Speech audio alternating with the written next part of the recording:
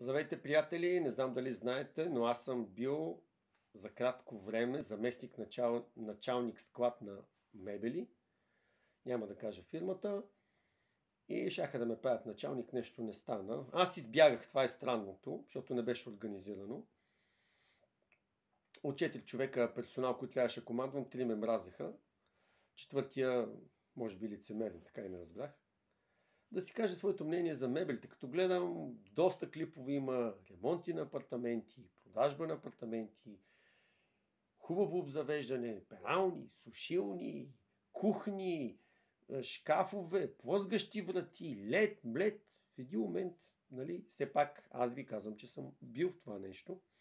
Мога да ви кажа, че хората им липсват бедняшките години, нали, казвам не смазващи бедняшки, ученически, студентски години, като си имали малко пари, като си имали някаква общност, емоции, любов, там секс, който е правил,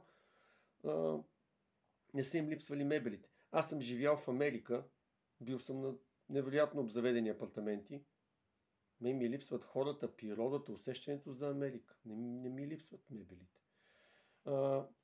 Като един човек остарее, мебелите няма да върнат младостта. На практика мебелите са форма на лъжа, форма на някаква психотерапия, а са доста грешни пари, които в един момент хората ги изливат.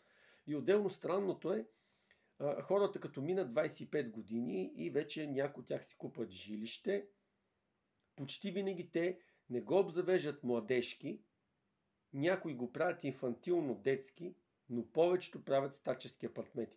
Влизаш в апартамент, изплащан от 30 годишен човек, който започва ремонт и вътре няма абсолютно никаква младост.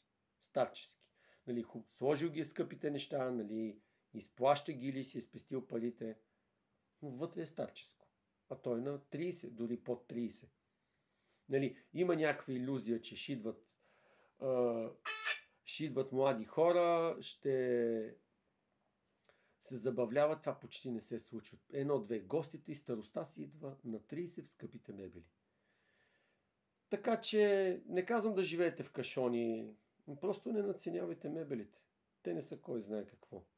Най-важното е човешката сила, емоции, да се запази младостта, да се предадат емоциите един на друг, защото просто живота си върви и старостта идва, докато младостта е миг, старостта е безкрайна. Благодаря ви.